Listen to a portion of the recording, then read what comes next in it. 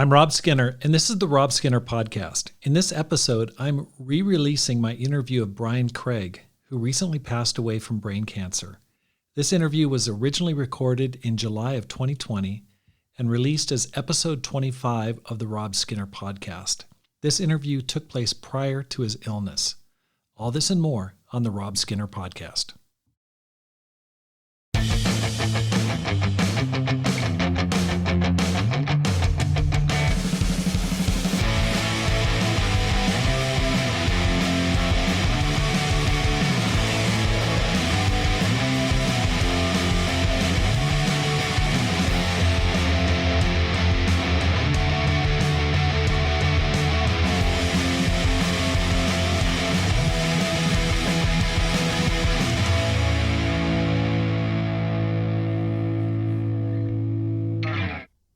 Welcome back to the Rob Skinner Podcast. My goal is to inspire you to live a no-regrets life, to make this life count, and to multiply disciples, leaders, and churches. Today on the Rob Skinner Podcast, I have the pleasure of interviewing Brian Craig. Brian Craig is an evangelist, a teacher, songwriter, and worship leader, known for some of the many songs he's written that are sung in our family of churches, congregations around the world, the ICOC. Songs like Be With Me, Lord, I Need Your Love, Great Among the Nations, Anchor for the Soul. Brian and his wife Dessa have served in the full-time ministry for the past 20 years in the Los Angeles Church of Christ. They have 2 sons in college and a daughter in high school who all love God as well. Brian recently completed a master's program in ministry at Pepperdine University. Brian's the go-to for all major kingdom gatherings for theme songs and anthems. And if you've been in an ICOC church and worshiped there, it's almost guaranteed you've sung many of his songs and would recognize many songs. Today we're going to talk to Brian about his past, how he developed his talents, and how normal disciples can become more musical. And hopefully you'll get an inspiration to develop your musical talent from this conversation. Brian, welcome to the program. Thanks, Rob. It's awesome to be here. It's an honor. Yeah, it's great to have you. Now, Brian, first question. I usually go by Brian, but in all your songs, it's J. Brian Craig. So I just want to know, what does the J stand for? The J stands for James. But my parents always called me by my middle name. I guess that's kind of a thing. I was born in 1971, so you don't seem like there's as many people that go by their middle name these days, but that maybe that was a thing back then. But anyways, so all my life growing up, every class, it's like I have to tell the teacher, well, actually I go by Brian, and I got to experience that again when I went back to school 4 years ago. Every class, people calling you Jim or James. Yeah, especially car salesmen, they'll call you Jim. Now, I just got to ask, is that a prerequisite to have 3 names or an initial to become a musical prodigy? I mean, I think about Stephen Leslie Johnson. I think right. Sherwin McIntosh had a middle name. E. Sherwin McIntosh. There you go. I go, okay, what's going on there? Anything that I should know about? Well, actually, the only reason I started using J. Brian Craig for the song when I was writing songs is when the internet was new back in the day, and I was starting to kind of publish some music. BrianCraig.com was already taken. It was like a African American realtor in Atlanta or something. I see. Okay. So I was like, oh, J. Brian Craig is available. So great backstory. Thank you. Yeah. Well, tell me, how'd you become a Christian? I know that you come from a Church of Christ background. Can you tell me a little bit about your conversion story? Yeah. So I'm what we sometimes call kingdom kid. Growing up in the church, I'm one of the older kingdom kids in our fellowship of churches. But my parents, we come from a Church of Christ background on both sides, many generations back. My dad for sure knows, name by name. My kids are like the 9th generation Church of Christ. Wow. In one track, which is a guy named Andrew Craig, who started a church in Tennessee somewhere, and then on my dad's grandma's side, they go back to Bethany, West Virginia, which is where Alexander Campbell's from, who's kind of way back in our history. So he thinks they were in Alexander Campbell's church. Wow. So it's Church of Christ for a long time. So you're a Church of Christ blue blood. Yeah, yeah. Wow. So, but my family got involved in the campus ministry movement, the Crossroads Church and stuff like that back in the early 70s, mid 70s or something like that. And yeah, mid 70s. We moved to Pueblo, Colorado, which was where Willie Flores had been trained at Crossroads, and then he became a campus minister for the church in Pueblo, Colorado, and the church kind of split, and they needed a pulpit minister, they used to call it back then. So my dad moved there to be the pulpit minister, and so I was like 7 years old or something. So I was born in Florida, in Homestead, Florida, and that's how we kind of got involved with Crossroads through the Florida connection and campus students who would come down our way, and then moved to Pueblo, and we were there for years. And then so I was real active in church and stuff, but teen years, kind of, I got baptized when I was in like sixth grade, which was kind of the norm in the Church of Christ to get baptized pretty young. And then teen years, at that point my repentance, in sixth grade was like being mean to my sister, or talking back to mom and dad, or the sinful nature hadn't really fully blossomed yet, so to speak. And so then my teen years, I really was living a double life. I was active in church, involved in the camp,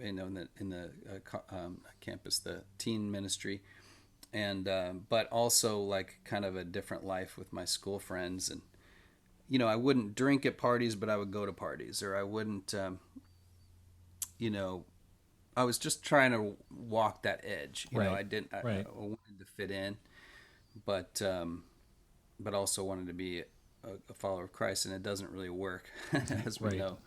So we moved to Denver, right after my sophomore year of high school, to be part of a discipling ministry. Denver had been planted by Marty Wooten from Gainesville, but with a Boston-style planting, which was kind of from scratch, rather than what the campus ministry churches used to do, like with Willie, is send a campus minister to an already existing Church of Christ, and then you'd have this kind of dichotomy of older people who were sort of, in some cases, kind of lukewarm, and then all these young, fired-up college students, and it wouldn't really mix, and it would cause problems. So Boston started doing, we're just from the ground up, disciples only was the terminology, churches. And so Denver was planted like that.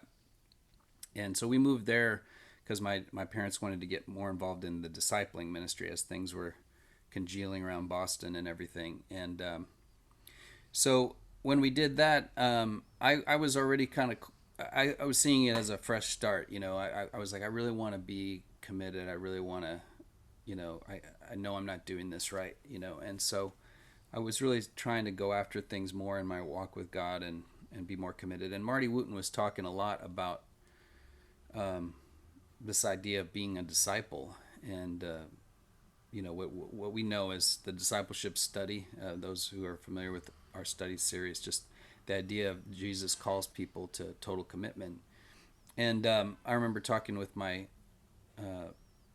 teen leader, Drew Nitchoff. He was actually my teen leader, as well as doing a lot of other things for the Denver church, but about how I don't think I ever really became a disciple when I got baptized in sixth grade. And he said, well, just hang on to that thought. We're going to kind of all go through this time of looking at our conversions coming up here, and because there was this thing that was happening in our churches called a reconstruction, where you kind of go through and every person sort of examines their conversion and all that.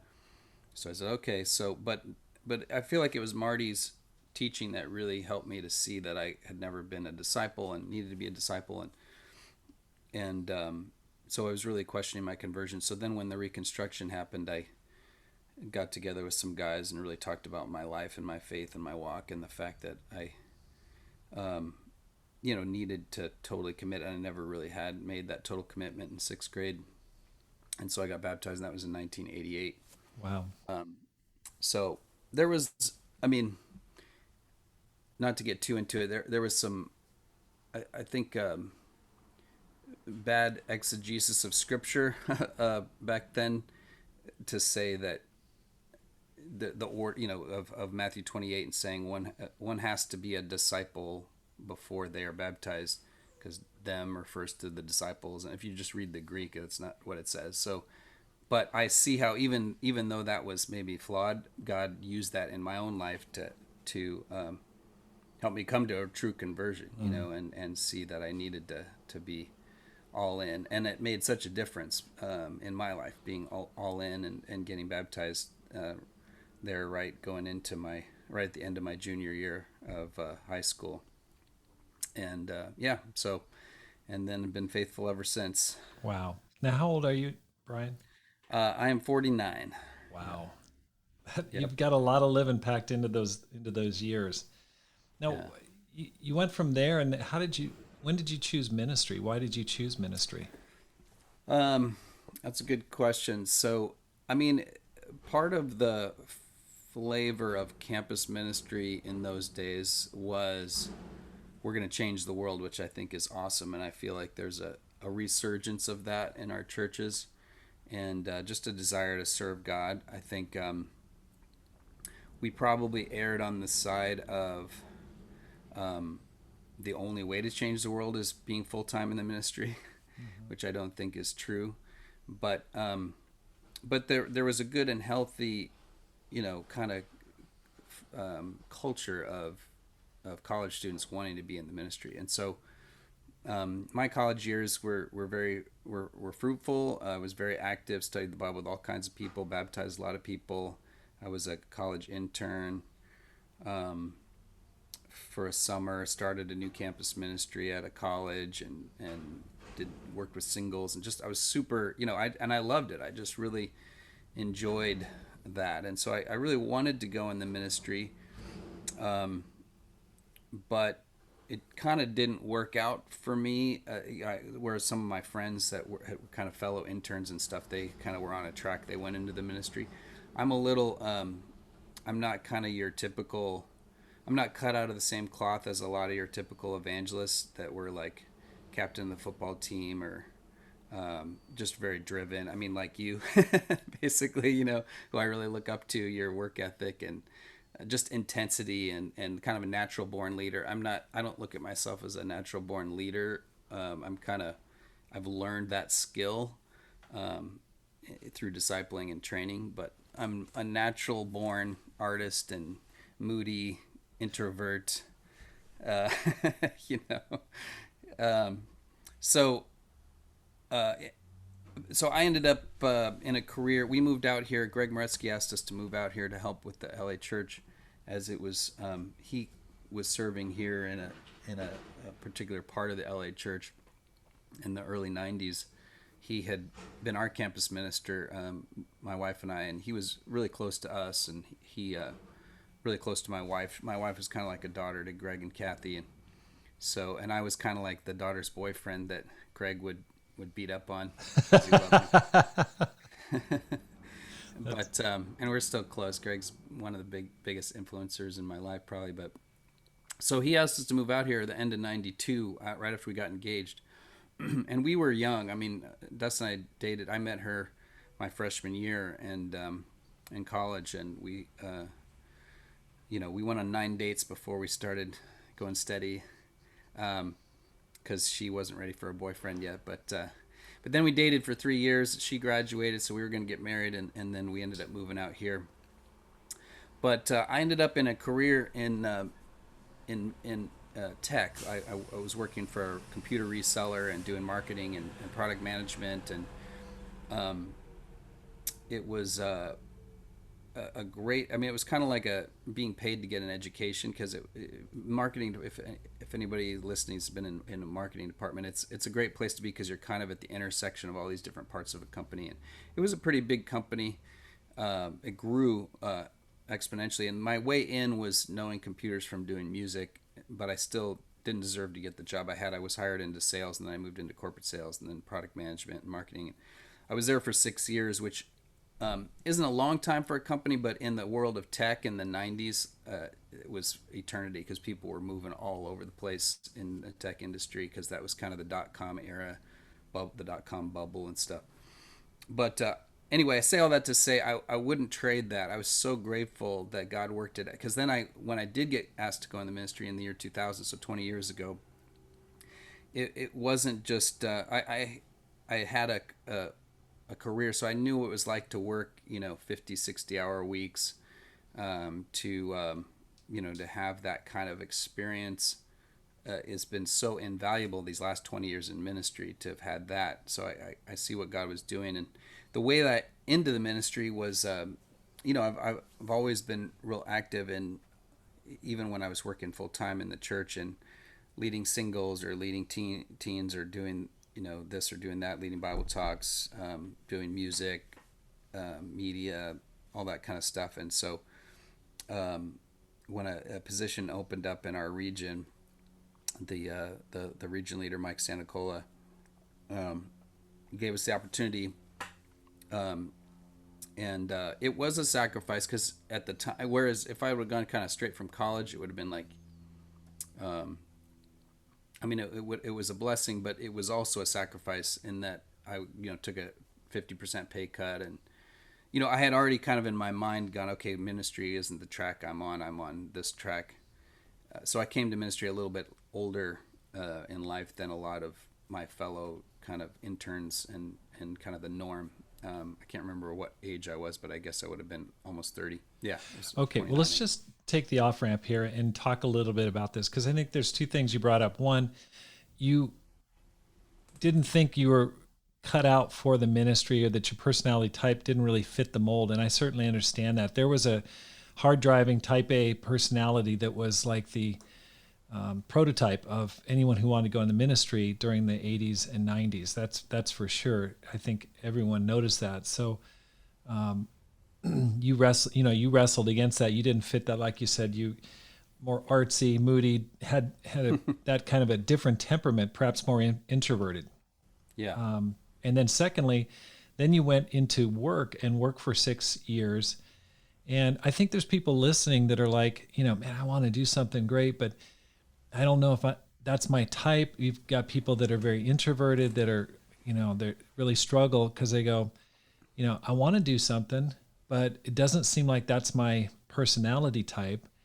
And then secondly, there are people that are maybe a little bit older. Maybe they've already started a career. They're in their late 20s or 30s or whatever age. And they're like, I'd like to do something different, but how do I step off this treadmill here? Any comments you want to make on that? Any thoughts? Yeah, it's all it's deep stuff. I think the biggest thing is that is God and the Spirit and His leading. We're on this journey with Him. I think trust in Him, obviously, and listening to the leading of the Spirit is the most important thing. I just felt like it was the Spirit when at the time that I got the opportunity to go into the ministry full time. It was a jumping off. It was a stepping out on faith because okay, I'm in a great career. My boss really likes me. My company really likes me. They keep giving me bonuses and stuff. But I see this. I can make, instead of so much time in my day being devoted to just selling a product for a company that I don't. I like the company, but it doesn't make a difference in the world like this can make a difference. So it was really, I want to make a difference in the world. But it was really the Spirit. I feel like the call of God. But I don't think full-time ministry is the only way to make a difference. I think, like you said, I think people are at all kinds of different places in life and career and temperament and all that. So I think the church is better, more healthy than it's ever been in that regard. If there's different, people are valued for different. It's not just sort of like you said, one prototype. I almost feel like it wasn't just one prototype for ministry. There was almost one prototype for being a Christian. Right. you know, and I mean, yes, not to say we shouldn't all evangelize and we shouldn't all be aspire to leadership and we shouldn't all make disciples. We should all, but we can't all be the Apostle Paul, right? There was, That's right. and I love the example of in Antioch where there was a team. There was these different a team of different types of people that God brought together, and to me, that's the mature church, is where you have, like Ephesians 4. There's pastors, there's teachers, there's evangelists, there's different. The body is built up as each part does its work, Yeah. whatever temperament you are. So I think it's rather than, I mean, I think we all want to work on our weaknesses, but I think what I've been learning more the last 10 years is to lean into my strengths. Like Right. what strengths can I lean into and do more for God with those. Yes, keep working on my weaknesses, but rather than just feeling like, oh, I'm no good because I don't have that gift that guy has. Right. Right. Yeah. Thank you for sharing that, because I think many people feel limited, like they know they have talents, but they feel like maybe they're not appreciated or don't know how to use them in the context of the kingdom. And there's so much room for it. So that's great. Now let's just shift and talk a little bit more about music. Where'd you develop this talent for music?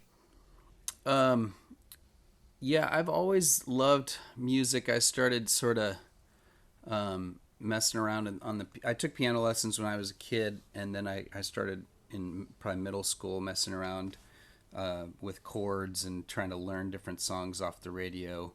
I can remember my cousin teaching me how to play that song. Sister Christian, all the Yeah. time has come. Grew up on that song. The great song. Yeah. Um, but yeah, just learning how to play, and then starting to write in high school. I started writing little piano ditties and stuff, little piano songs, and I was also really into art. I was actually a fine art major in college for a little bit, and I do painting and drawing and stuff like that. So I was probably even more into art in high school than music, but I was in marching band and like I said, would write little songs on the piano and stuff like that. And I don't know, when I became a disciple, art had become for me such a matter of personal expression and almost like an inward thing. And not that it has to be, but that's how it was for me. And music was more outward. So as I became a disciple and I was trying to work more on just being outward and like I said, I'm a natural introvert. So learning to give myself away, learning to be expressive, music, it fit more. So I kind of started to lean more into music. And whereas in college I started as a fine arts major, I ended up with a music major. I ended up kind of shifting there, and so I'm not like I was never a music prodigy or anything, but I could had an ear for music and for songs and different instruments and stuff like that. Okay. Well, the Church of Christ historically is an a cappella church, meaning, as you know, and going way back, and when I became a Christian, there was no instrumental music in the congregation at all, and it was kind of revolutionary when guitars started to be added to the service and songs.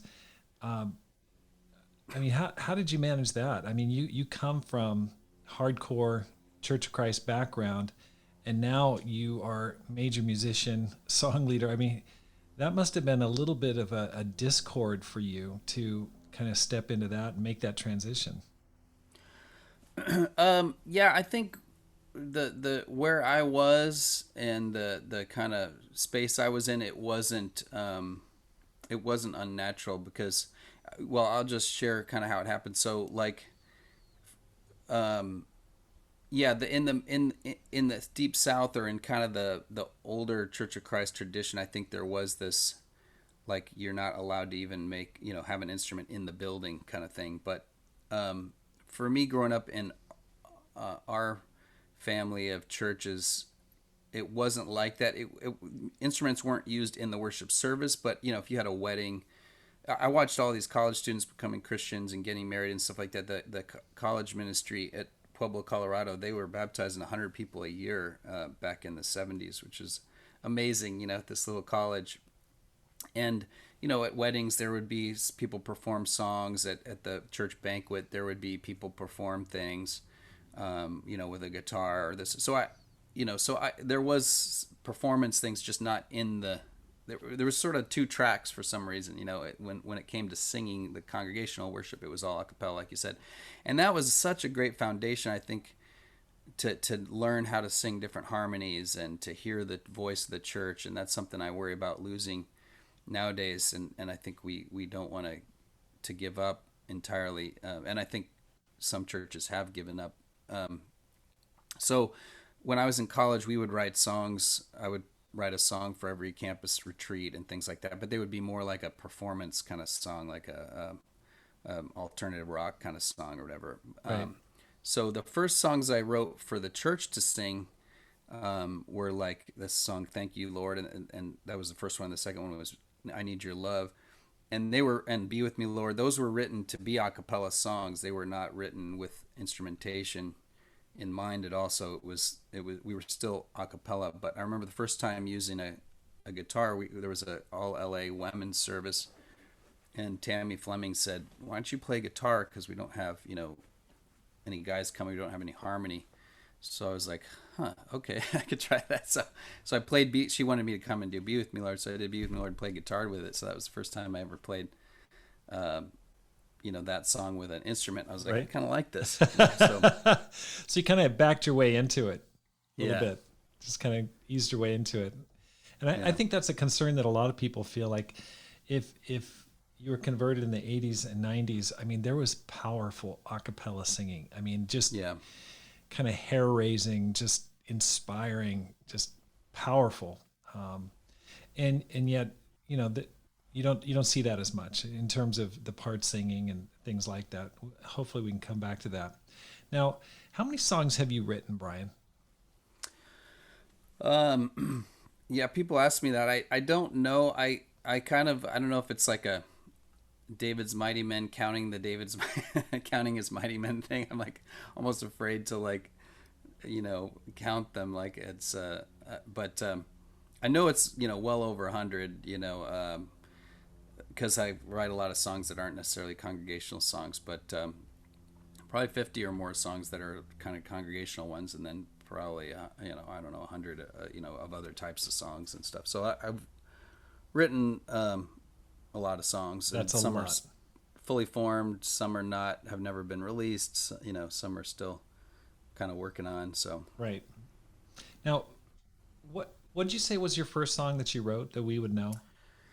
well, the first congregational song I wrote was it didn't really catch on necessarily, but it's a song called "Thank You, Lord." It goes, "Thank you, Lord, for giving me salvation. There's hope for every nation in the living way." I don't know if you've ever heard that one, but it was kind of I call it a kind of a Michael Jackson song, because it was like I was working as a room service waiter, and I would walk the floors of these. This is in the Hyatt in Long Beach, and I would walk the floors of the hotel picking up all the room service trays. And I just got this song in my head, and so it was more of a performance song, I guess, at first, but we still did it kind of with the a cappella group. But the original verse was like, "It was grace that saved me, your blood that bathed me, your love that gave me everything I need." So you can tell it has kind of a Michael Jackson vibe to it. Definitely And has then, that. That's great. and then the chorus, But so I changed the verses to try to be a little simpler for the church to be able to sing, and we sing it here, but. And then the one that people know is "I Need Your Love," and that song, honestly, I wrote because I was so tired of the song "Sanctuary," and we sang "Sanctuary" all the time, and I was like, what song could we sing that? I mean, I want to write a song that we could sing instead of "Sanctuary." So "I Need Your Love" was written to kind of the same sort of feel, or the same kind of theological space Right. of Right. That's great. yeah. What do you consider? What are your top three favorite songs that you've written?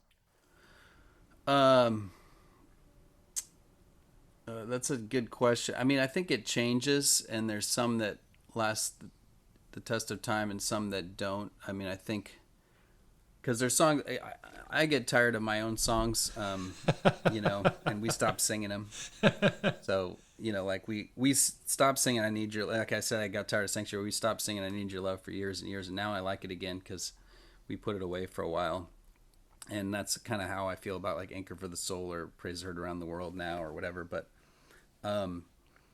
my favorite songs I've written right now are actually not congregational songs, but I did a alternative rock project. It's under a band name called Ties to the Light, and there's a couple songs on there that are just like my favorite songs right now that I've written. One is called, and just because of the meaning they have in my life right now, one is called Clean Getaway, and it's about getting up into the mountains and just kind of getting out of the city. And I got up to Big Bear last week, or the week before, and I didn't realize how much my soul just needed it. I think because I became a Christian, I was living in the foothills and I would go into the mountains, and something about the mountains just connects me to God. And so that song is about that, about getting up out of the city. And then there's another song that I'd written. It was actually inspired by the Me Too movement and Black Lives Matter, but I was thinking about both, but it was before all of the awareness of racial injustice and things that are going on right now. But it's called "Spark Becomes a Fire," and that's kind of another favorite song right now, just because it's so right now, and it's like kind of funny that I wrote that a couple years ago because it's like basically talking about exactly what's happening right now. But as far as congregational songs, probably the one I like the most right now is one called "Shadow of Your Wings." I don't know if people know that one either, but that one I wrote for a camp. We do a youth camp here every summer, and I've gone to youth camp for 10 years, and or maybe it's 9 years. But anyway, I love just there's something about camp. These kids that are in middle school that are just developing a relationship with God, belting out with all their hearts to God, and then the college students kind of age that go up to be their counselors are just such good-hearted, amazing people. So the worship there, we always have like a 45-minute worship block for 4 nights out of the 5, and it's just incredible. But "Shadow of Your Wings" is one I wrote kind of for camp, and it's based on Psalm 57, and the song just never gets old for me. I just love it. That's awesome. Our teens are doing a teen-led service this Sunday, and they picked that song to sing, and they were all campers at one point, so it kind of means, I think it probably means camp for them. And so I'm actually right now working on mixing all their little faces together singing that song. So I really love that song. That's great. That's fantastic. Now, we were just talking about the mountains there. When someone calls you, you get a phone call from someone and they say, "Hey, Brian," let's say it's Mike Tolliver, and he's planning the 2012 discipleship summit on the mountain of the Lord. And you get the shoulder tap to come in and write the theme for the entire kingdom. Walk me through the process. Like, what do you do once you get that phone call?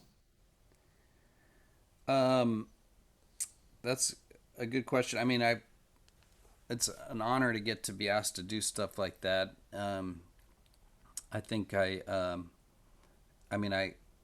pray about it a lot. I try, if there's any text that the thing is based on, I try to find out about that. So like in the case of "On the Mountain of the Lord," it was based on the story of Abraham and Isaac, and it said even to this day there's this saying that came from that time: "On the mountain of the Lord it will be provided." And that was kind of a new angle I never thought of, that story for Abraham became about how God provides, and because God provided the ram, and God will call us to ask us to sacrifice, but then he makes up, he always comes through with what we lack, And I just thought that was a great saying: "On the mountain of the Lord it will be provided." So I try to get in the space of what are we trying to accomplish with this song, or what is the sort of theme of this event? What's the feel? What are we going for? Is it a conquering thing? Like when we had a campus retreat called Bent on Conquest. That's a conquering theme, and it was a very revelation oriented. It's from a vision and revelation of the writer Bent on Conquest. So for that song, it was like, okay, I want it to be this kind of conquering vibe and Right. a lot of revelation stuff. And so I try to get in that place, and then the songs that turn out best are ones where there's some kind of hook that has a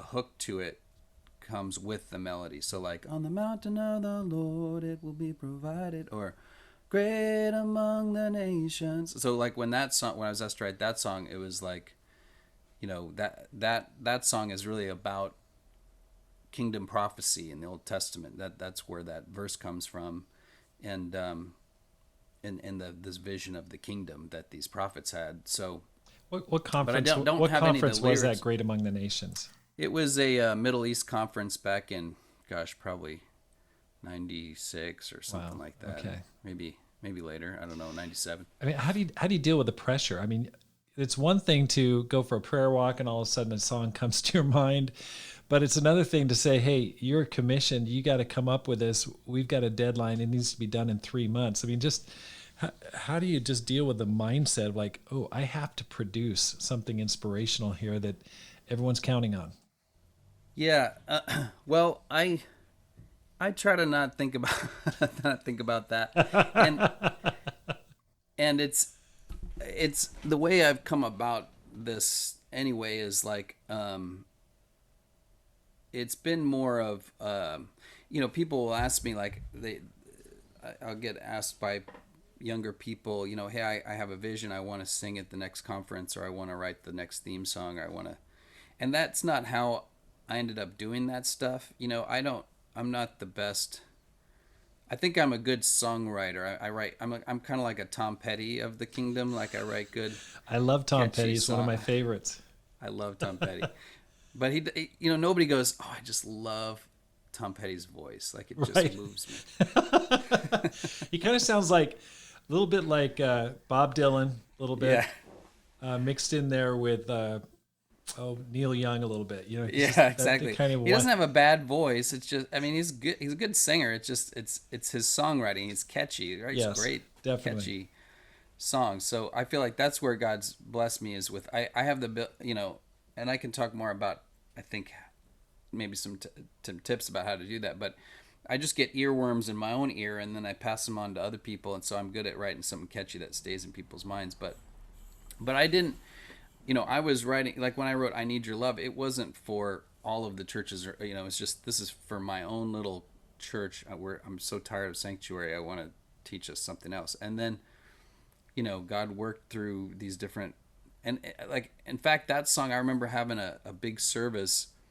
It was a regional service, and I wanted to try to teach it to our group, or to our region, and that time was probably, I don't know, 500 people or something, and printing.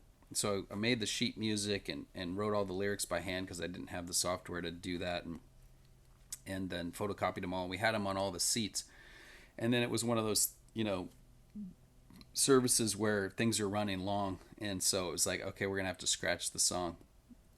And I remember, feeling like, okay, well, I guess that was the one chance for people to ever learn that song, and just, oh well, what a waste, but whatever. Like, you have to kind of sacrifice that, because you're like, artistic people, we want to share our art, and it's Right. like, okay, this is the moment I get to share it, and then, oh, we're not going to use the song, okay, whatever.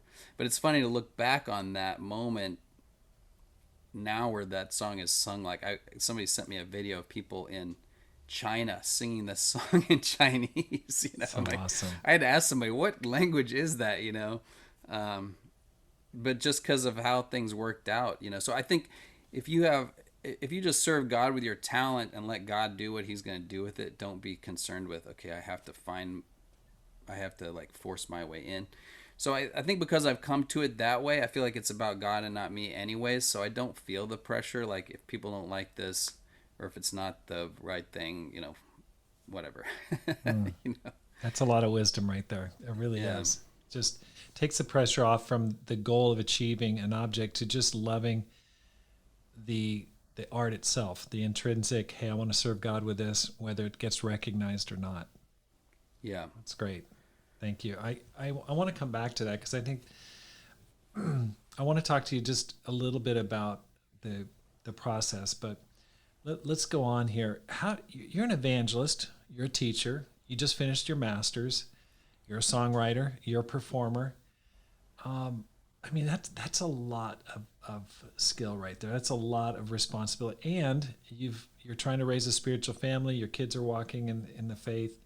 You got a marriage to deal with. How do you keep all that together, Brian? That's just a lot. I mean, there's a lot of moving parts there. Plus, you're a technical guy. I can see into your studio there. There's a lot of technical stuff going on. How do you balance all that stuff? Yeah, I think I wish I knew. So whatever guest gives you the answer, get back to me. I think I definitely the most important thing I think is walk with God. I mean, I think you got to have because I feel like God will help me prioritize. His Spirit will speak to me, and like there's things that I still haven't done that His Spirit keeps saying, you got to do that, you got to do that, you got to do that, you got to do that, and it's funny because sometimes the things that have had the most impact, at least broad impact, that wasn't the major thing I was doing. Like even the whole music thing that people know me for writing these songs and all that. That's not like my day job. You know what I mean? Like it's Right. just sort of a side thing, and then God used it in a way that is just I just kind of watch it happen and go, wow, that's really cool. I'm almost like a on the sidelines watching God do something. So I think him directing us is the most important thing, and so just having a great quiet time every day. I'm kind of because I'm the way I'm made. I'm not the type of person that's like, okay, I'm gonna have this. I wish I was more like this, but like this super disciplined schedule. I think you might be a little more like that. Like, okay, it's gonna be 5 a.m. workout, 6 a.m. quiet time, Yes. 7 a.m. make Right. my ministry calls, 8 o'clock. I'm Right. just Right. that makes me deflate. Whereas some people they get inspired by that Right. idea. Right. I'm more like I just want to go with the flow and go with the. There was I gotta just take a look. So I have my almost more of like after the fact. What's that? Oh no! I remember a brother he was also was a song leader, and I was doing a class on ministry practicals, and he said, I feel like I need to take a shot of whiskey before I attend your class because of all the practicals I know I'm going to be handed. He goes, it's just not my nature. He was kidding, Yeah, but I understood what you're saying there. yeah. There, it's good. It's good stuff. I mean, people. I was with Kevin Maines for many, many years. He's just very driven. Like Kevin's the type of guy that he would on vacation he'd get up at 5 or 6 so he could make ministry calls while the rest of the family's sleeping and kind of get away with it. you know, I'm just not like that at Right. all. Right. Um,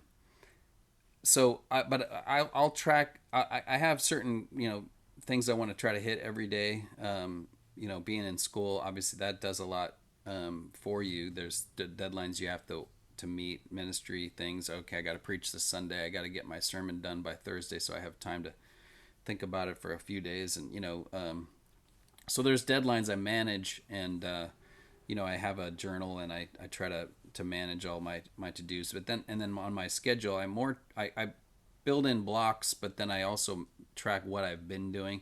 So at least when I look back, because I'm kind of more of a guilty conscience, like what have I been doing, so I can Right. look back and okay, that's how I spent my time, That's right. and so I track that. But I think I just pray that God will help me with with all that I That's got great.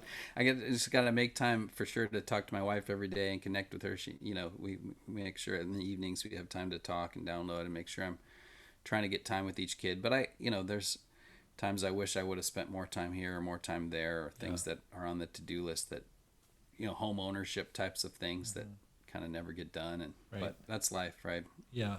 Yeah. Well, I think that offers hope to a lot of people because, again, there's not just one type of personality, or there's room for achievement regardless of whatever your personality type is or your style of managing your life. So that's great. You're getting the most important things done no matter how you schedule it. So that's excellent.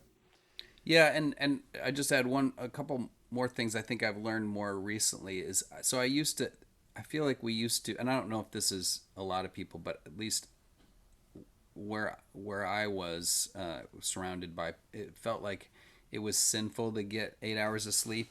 Like the righteous thing is to get up, go to bed at midnight and get up at 6 and whatever. And so I would try to push myself, but then I would end up grumpy and then I would just get sick.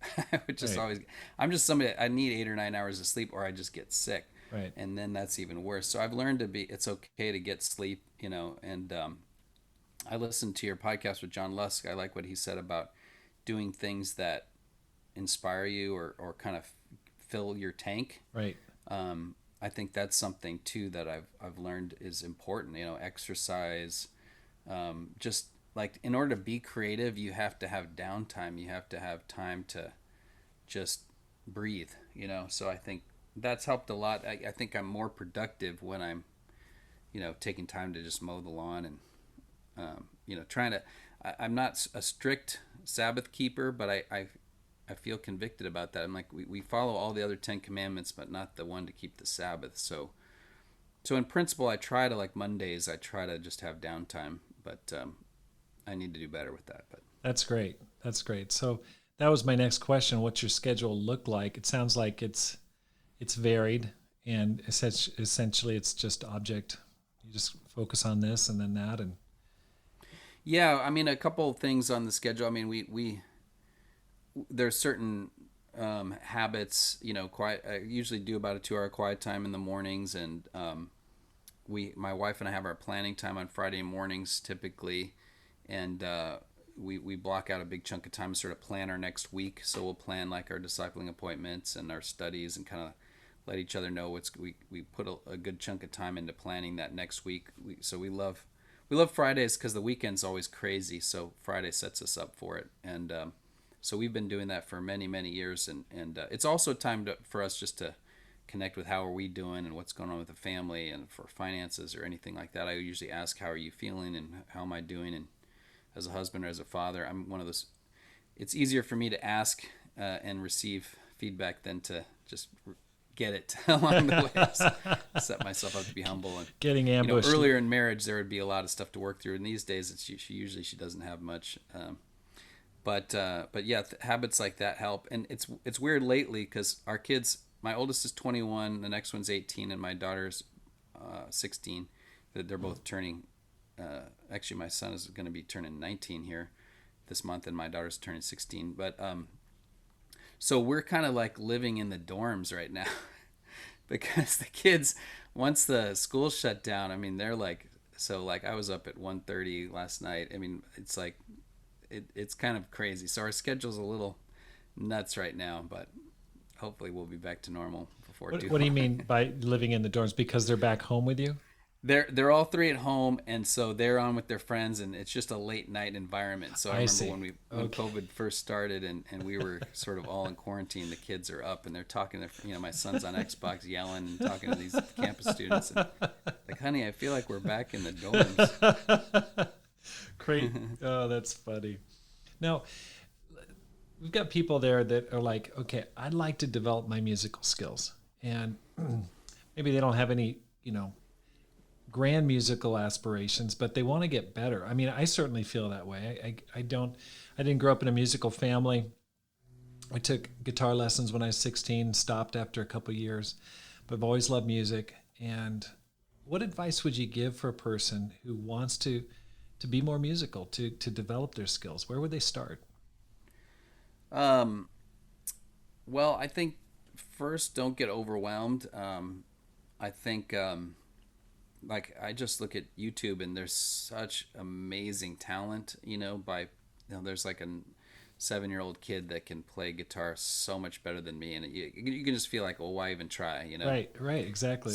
So I didn't have that when I was growing up, and so I remember like back when I was writing songs in high school, I kind of thought, man, these are really good songs. Like I'm up there with, Mozart, because I didn't have access to the world of everybody else writing the same songs I was writing. So, um, so now you're just saturated with so much talent. So I think just don't get overwhelmed. It's, don't, it's not about trying to be famous or something. Just personal development, serving God, you know, and and then I think just there's so many tools. There's all kinds of YouTube videos that'll teach you anything you want to learn about any instrument. I think you could even learn the theremin if you wanted to, which is this weird instrument that makes strange horror music. You can there's YouTube videos that'll teach you any instrument. So I think making some time for it. I've always made I didn't start playing guitar till college, and I never took guitar lessons or anything. I never had any formal education with guitar. I bought a nylon string guitar at a garage sale from our neighbors, and just started playing it and learning some chords, and I would incorporate it into my quiet times. I just like to play and sing songs, and so that's kind of how I developed guitar, is just a little bit at a time, just playing and singing. And nice thing about worship music is it needs to be pretty simple music, because most people in the church are not like these amazing singers. That kind of goes back to what we were talking about before. My concern with some of the music in the church is I think it's kind of record label driven, and a lot of the newer songs they're in the sweet spot for a particular performer, and they're kind of built to showcase that person's abilities rather than built for the voice of the church, which is a simple voice. So like a lot of these newer songs have these octave jumps, or they're kind of challenging vocally, and so there's a balance. I think we got to keep it simple. So I think good worship music is easy anyway, so you can learn usually 3 or 4 chords or something. So it's okay. Well, let's talk a little bit about that. I remember one time you mentioning that when you were writing songs, you tried to make it available for people to play, whether in the cave or in the concert hall or something like that. Can you talk a little bit about that, your theory or philosophy of making music? Yeah, like I mean, you talked about the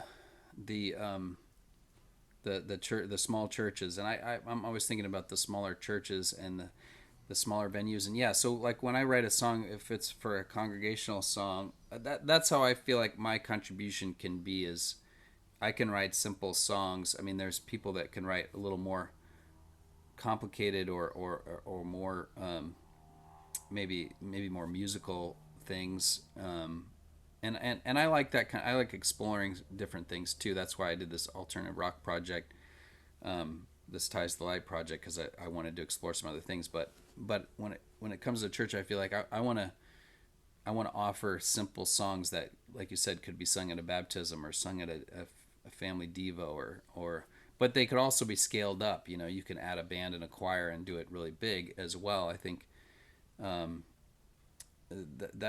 that to me is a great church song, is if it's scalable. Yeah. Because yeah, I mean, like I was at a where was it? Oh, I was at the ICMC a couple summers ago, and I was on a shuttle from the airport, or from the airport to the conference, and I was just sitting there with my bags, and some college students were there, and they were trying to take turns leading songs, and I think they were doing Praises Heard Around the World, and My Lord Heard Jerusalem, or some other really simple, like a call or response kind of song. And I just remember thinking, gosh, we need more songs like that are just simple, and anybody can just get on a bus with some other college students, just lead it. Exactly. I mean, that's the magic, making it easy and accessible for more people. And I think it's amazing how God's used you to do that. And that's really, really powerful, because it's challenging for the normal person to to sing like a Chris Tomlin song. You know, it tends to be very high. He's got a very high voice. I love his music, but at the same time, it's like, whoa, Yeah, it's he puts them challenging. up there. It really Well, is. I think why that is well, Chris Tomlin. The thing he does well is his songs are very catchy, and they are easy to sing if you bring them down. So like How Great Is Our God, for example. If you think about how much of the scale that occupies, it's like it's just right in this little range.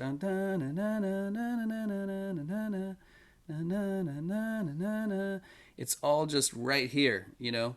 It's not these octaves. So, but whereas a lot of the newest song coming out of, and I want to say there's not a place for these songs. I think having an awesome performer do a great song at your service, it can be really moving and powerful. It's just not going to be a song that people can sing at a baptism or Right. I think of you know what I mean. like So I just think we like need both. Is right. what I'm saying. I mean, But there've been kingdom songs like that, like Men Who Dreamed. yeah, We yeah. laugh and call that Men Who Screamed. You know. Yes, yeah, you got to have the right person, and you got to have the right. Yeah, so I'm not saying, but some of the songs from Elevation or Bethel or Hillsong or the ones that people like are you know, I get a lot of requests for certain songs, or we should do this or do that, and a lot of them are awesome performance oriented songs, but I'm always looking for what's the simple one. So Chris Tomlin, I think, does a great job. We do a lot of his songs, you know, our God is greater, our God is stronger, God, you're higher than. Again, it's just all that whole melody is in a really narrow band, so a lot of people can sing it. And the reason I think so much is pitched in that high tenor or alto range is because I think if you think about evangelical churches on a whole, at least I've visited some for my school and for college and stuff like that. Most of the guys don't really sing; they just kind of mumble a little bit, and it's the girls that really sing. And most girls are alto, so so you know most of the female performers in church music are alto. It's usually alto range, and then guys that sing really high, so they're in that same kind of alto range. So I think that's why it works for that genre of just sort of basically melody and then a powerful band, Right. and everybody's belting out that alto, and the women are all belting it out. Some of the guys are singing up high, and then most of the guys are just kind of mumbling. Right. That's sort Exactly. of the evangelical model of worship, and there's things that I don't mean to disparage it. I think there's power. I've been in spaces like with the lights down and this band just blasting through the PA, and it can be moving, right? But I don't want only that. Like Right. I don't want only that speed. I feel like there's something also so powerful about just a group of people singing with no instruments or a ukulele only or something. Right. You Right. know? Exactly. And I I think agree. that's can be even more moving, and you can create that so much more easily. You don't have to have lights and sound and tech and super gifted musicians and all of that stuff to get to this place of the presence of God. You know, you Right. can have just a few people and a one instrument and a simple song, you know. Right. So Absolutely. And I remember one time you told me that you felt like what was missing in some of the popular music was the sense of mission. Can you talk a little bit about that? yeah, Because yeah, I think a that's a something lot we of your songs are like, hey, let's make disciples. You know, praise is heard around the world. It's like yeah. there's often this drumbeat of like, hey, let's go do something. Yeah, and I think part of that is not as much intentional as like writing songs for events that are for that purpose, you know, like Bent on Conquest or whatever, or Great Among the Nations or something where it's. But others like Go Make Disciples, that just kind of came into my head, and you know, we're obviously talking a lot about Matthew 28 at the time, and but yeah, I do think that that's been culturally a great a, a great aspect of our family of churches is the missionary mindset and the mission mindset, and you know, having a family of churches that there's more outside the U.S. than there are in the U.S. and and really valuing our worldwide fellowship. I think that's super important. And if you just look at the spectrum of church songs, yeah, there's not many that are written about a mission. I mean, I remember years ago, Jeff Fawcett, who wrote Hallelujah, he went to a conference of church music that was outside of our fellowship, and he tried to introduce that song, and people didn't like it at all. They said it sounds militant, because they're just looking for the sort of personal. It's so much about vertical, and I think vertical we were missing for a long time in our fellowship. I think that's something we've really grown in the last 20 years, is that vertical aspect of worship. But I think we also need the horizontal aspect of setting our eyes on the mission field, and I think it's both.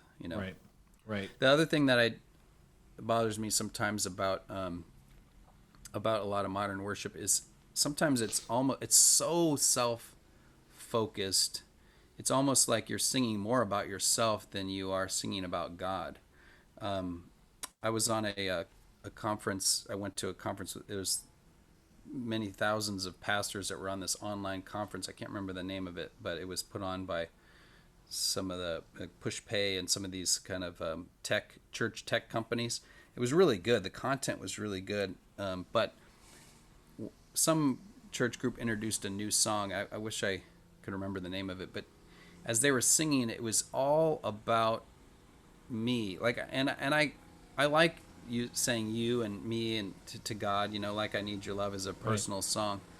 But I also think we is important to keep in our vernacular, and not to be so individualistic. But this song, and I think a lot of songs like it it's almost like, I love you, God, because you do this for me and you do that for me, and I feel this, but you do this for me, and it's this and me and this and me and my life. You know what I mean? It's like, are we singing about me or are we singing about God? Right.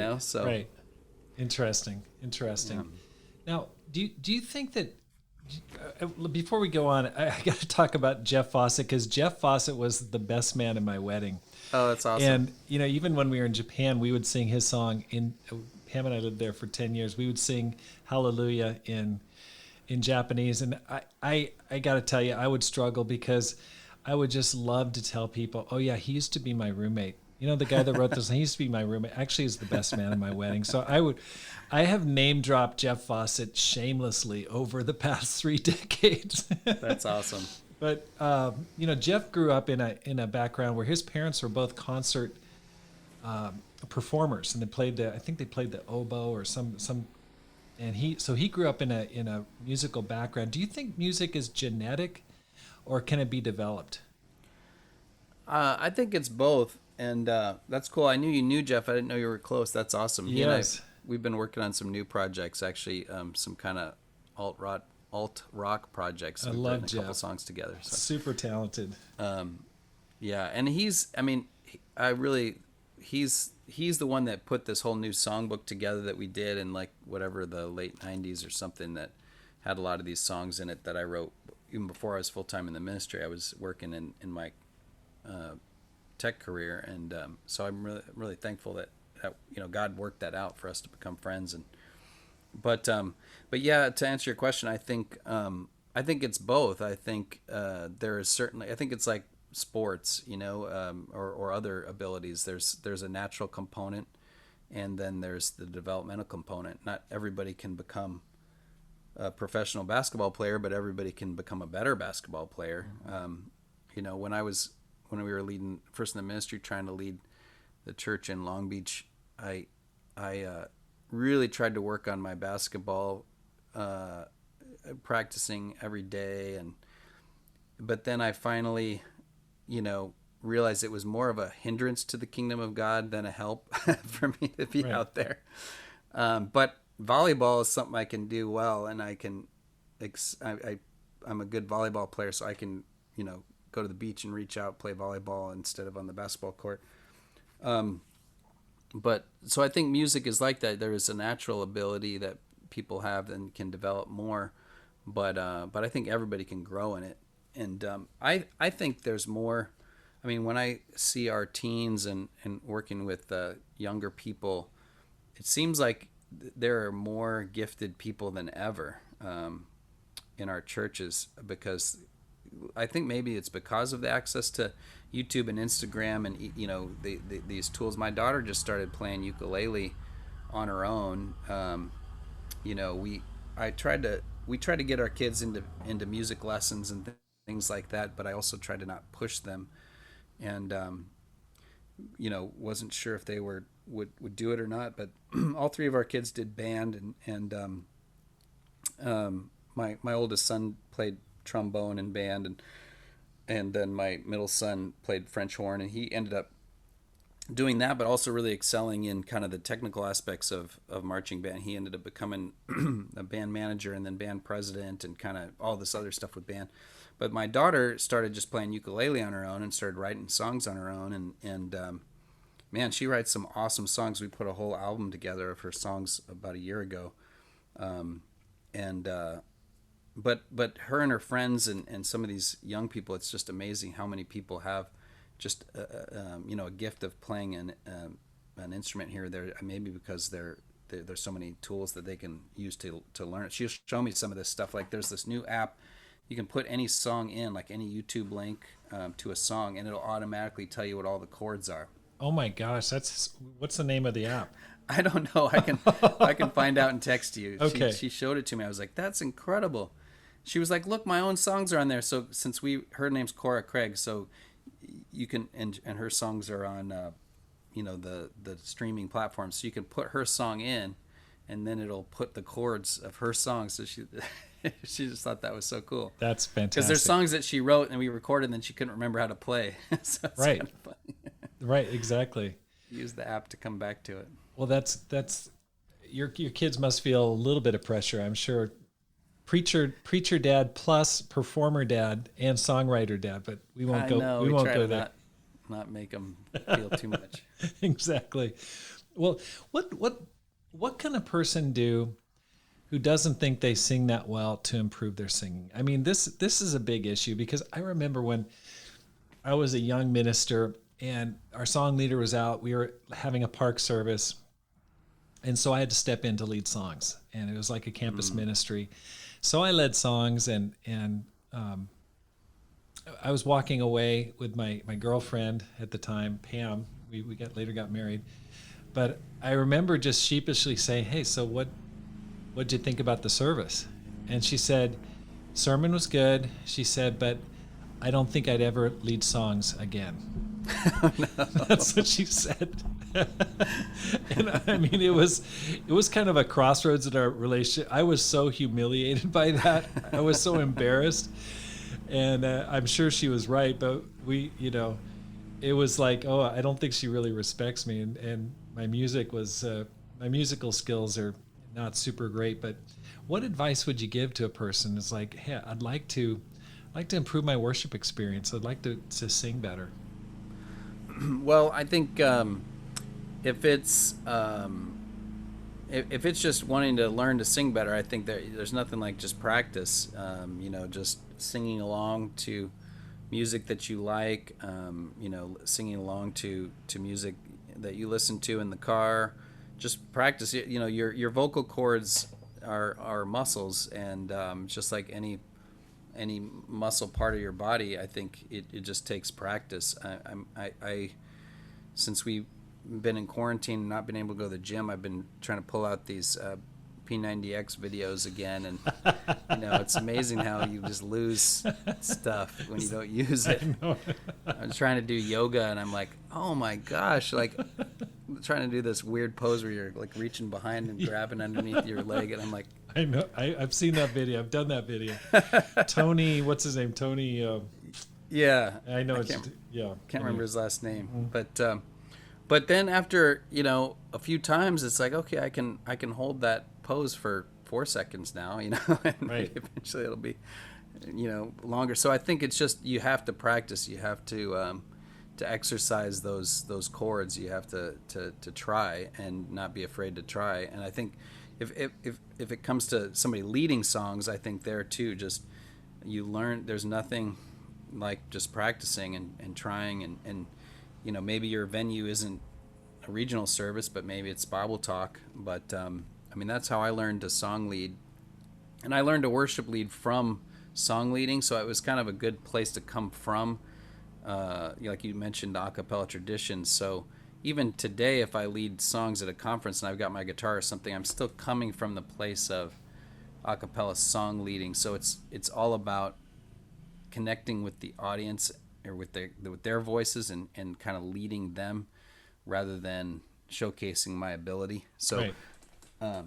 but you learn that through practicing with groups. And so, I started leading songs in my teen ministry, leading, well, my evangelist or whatever. Okay. Now that's helpful. So just good practice. What advice would you give smaller churches with limited resources during this pandemic? Because I mean, it's almost discouraging, Brian. Like we're in a relatively small church, regional church, and I mean, you go online and you see what's going on in terms of musical talent on some of the larger churches, and you see like songs being sung simultaneously, like 9 different parts, and you're like, oh my gosh, we can't even, we can barely get one song leader to lead a song. What advice would you give to worship during this time when it's really impacted worship probably the most? Yeah.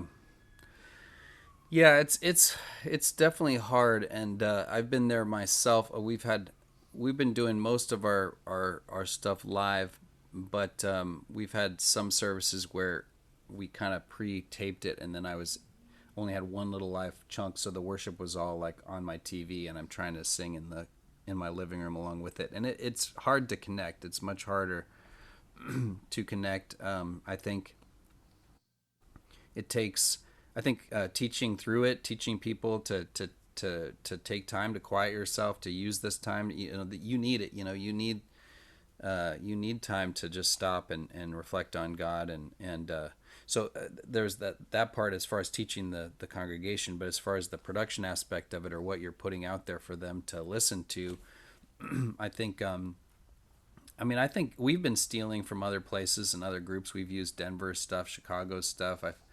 We had a kind of an international flavored service. I found stuff from like Justin Renton's church, and I think it's kind of cool to kind of have some worship from different places. I've used some of Mark Hoyle's stuff and San Diego stuff, and everything that we've done I put in a folder and just said anybody that wants to use any of it, feel free to use anything here. Here's a folder with all the files, so I can share that with you if you want to use any of that. That would be great. Where would we find it?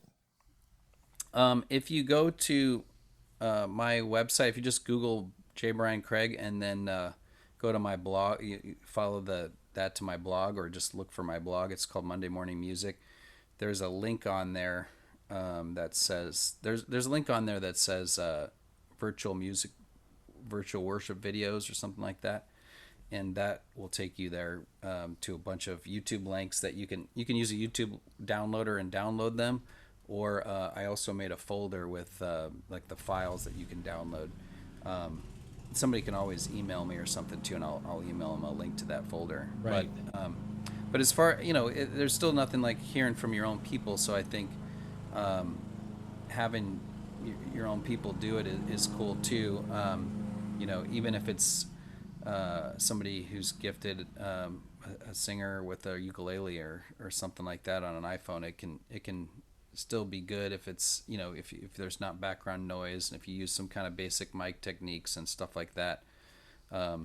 Those mashup videos we've done quite a few of them. They're fun, but they're very labor intensive. It's not, people think it's just, you just get everybody on a call and everybody performs or something, but that's not how it's done. It looks kind of like that, but it's done through compiling each individual thing and then a lot of editing work to put it all together. It looks tough. It looks really challenging. I guess you have to align all the tracks to. Yeah. Oh boy.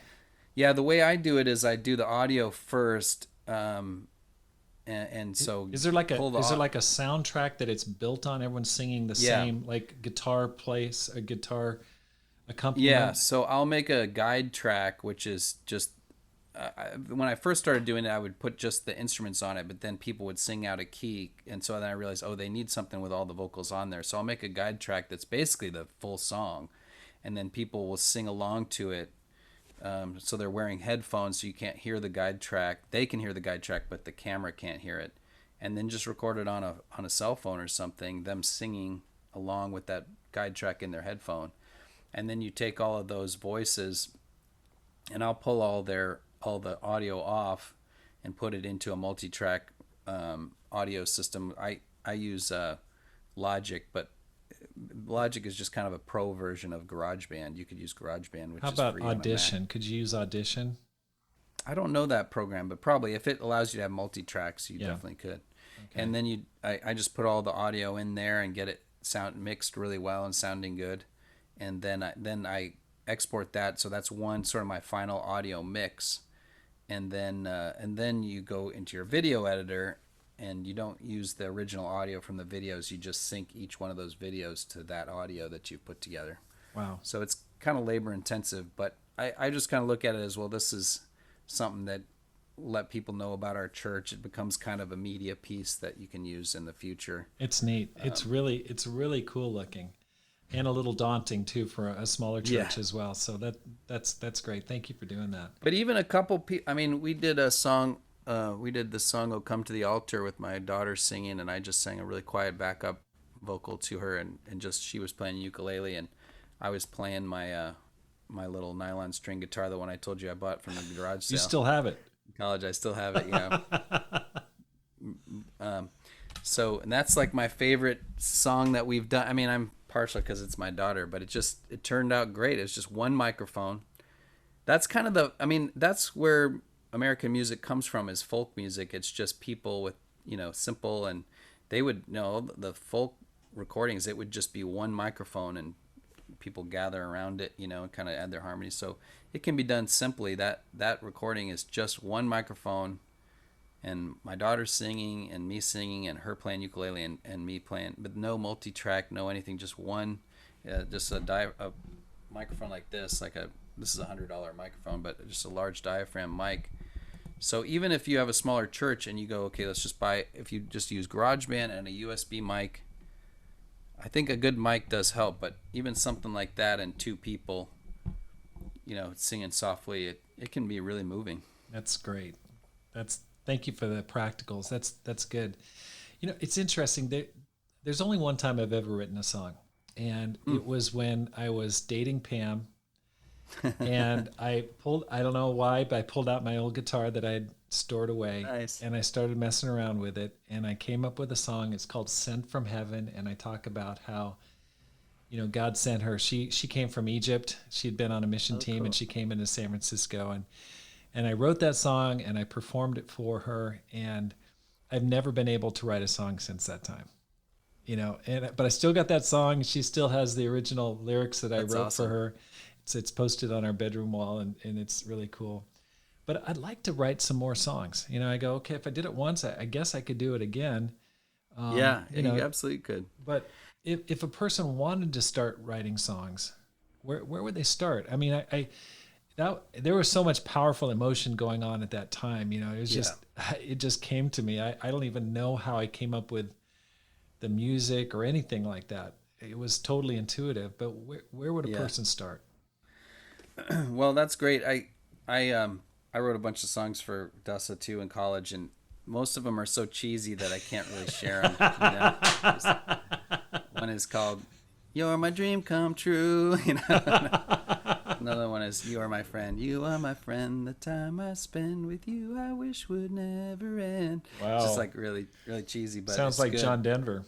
I can't make love songs very good and not have them be cheesy. I told Elias, right? Elias DeLoach. Yes, of course. So he writes love songs that are so deep and so good. I told him, man, your songs are not cheesy at all. But so what I do is I just get, and I don't know if you're like this or if other people are like this. I hear some people are like this. Sometimes I just get a little melody in my mind, like just a little riff, and I don't know if it's already a song or if it's just something new. A lot of times it's when I've been listening to music, like if I've just had music on or something, and then I'll just be walking around the house. Maybe I'm doing the dishes, or like I said, I would, told you that story where I was walking the floors, cleaning cleaning Right. the trays up. Right. But I'll just get some little melody in my mind. And so I think that the main thing is to capture those things. Sometimes it might be also if you pick up an instrument, if you're learning an instrument, if you're like playing uh, learning some scales, or you're learning a song, but sometimes you just play some chords and you're like, huh, I kind of like how that sounds. Mm-hmm. I think just capture. I've always had a discipline of capturing those things. I used to, way back when I had this. I don't know if you ever did. You ever have like a Palm Pilot? Oh yeah, late And then '90s. the one Sure. after that was Yeah. the Compact. Did you ever have Yep. the Compact And I didn't hear about iPad? that. No. Okay, so the thing with the thing after the Palm Pilot was a Compact iPac. It was called.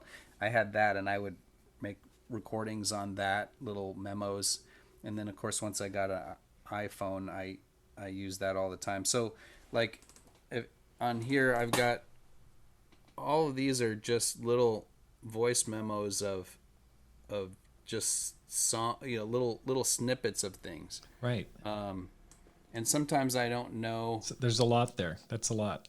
Yeah, and sometimes it's like got a melody. I mean what do you call it? A lyric to it. But sometimes it's just like a little something.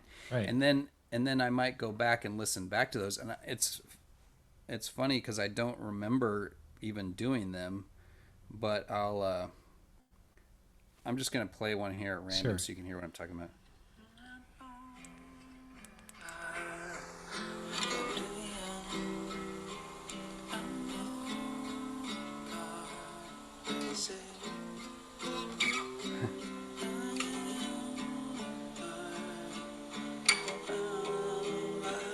Yeah, I have no remembrance of that, but but the little hook there is da da da da da, and sometimes I like the sound. This is maybe a little more advanced, but I like the sound of certain syllables, Right. and so like I gave it the name "Blown Apart to Oblivion" because the melody, I like the sound "blown apart to oblivion."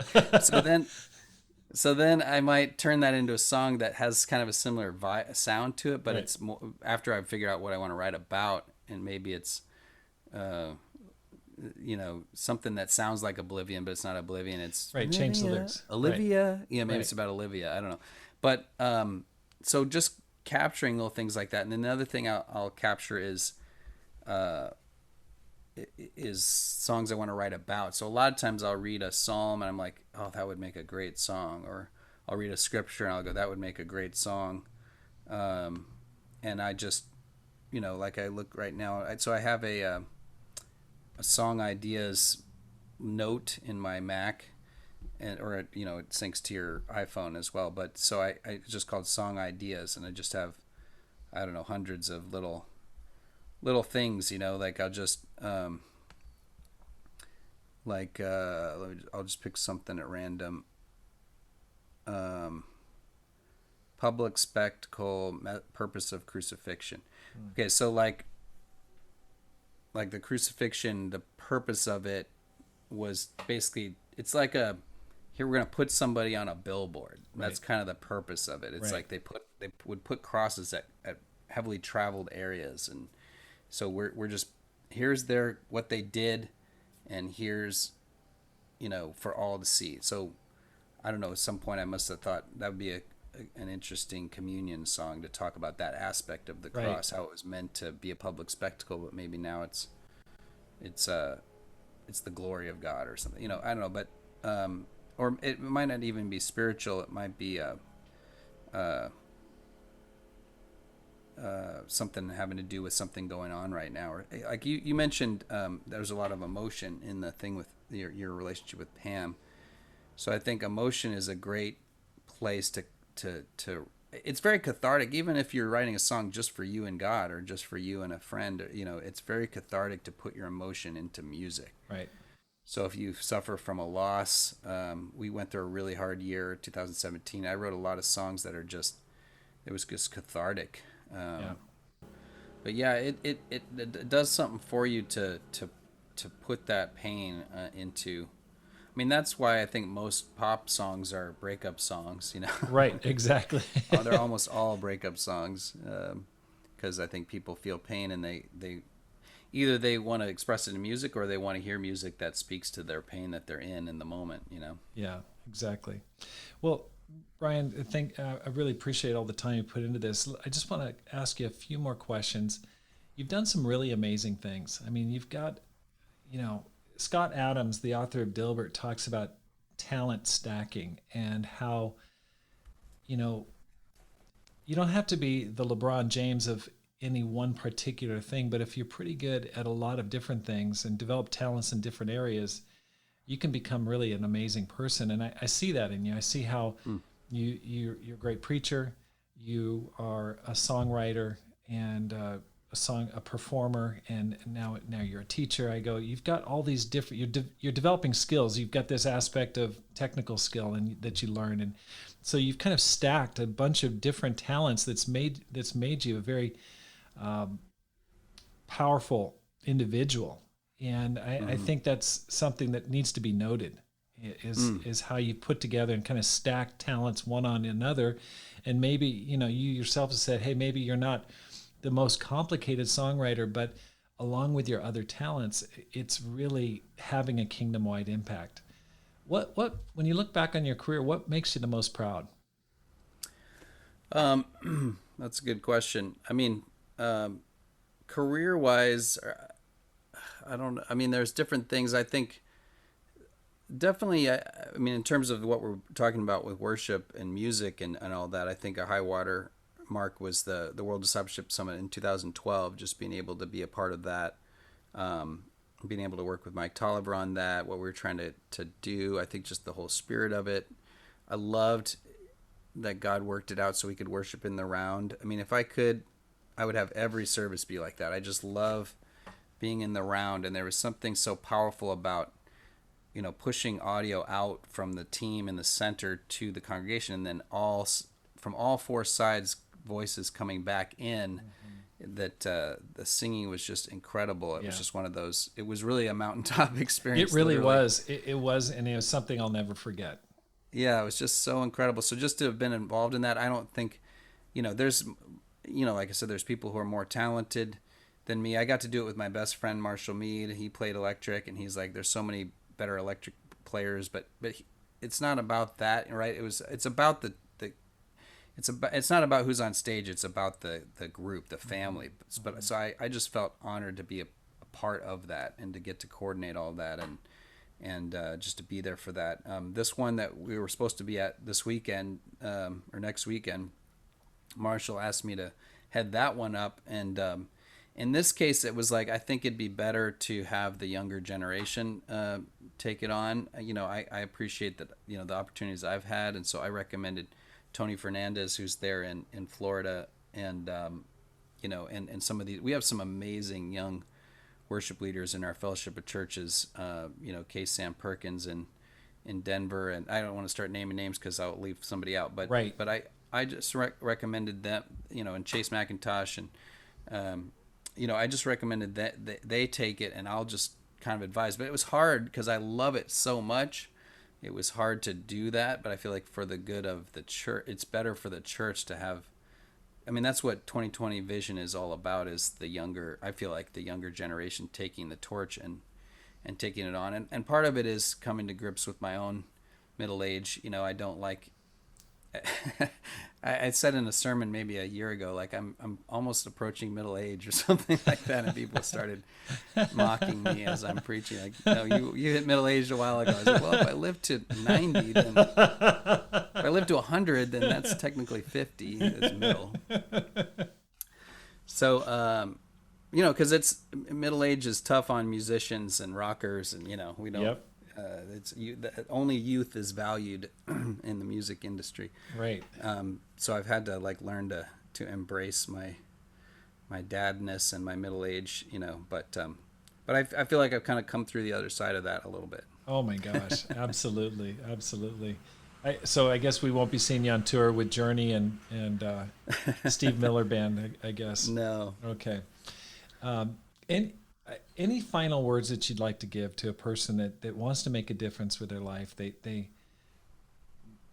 thinking, hey, I want to make this life count. I've only got one life.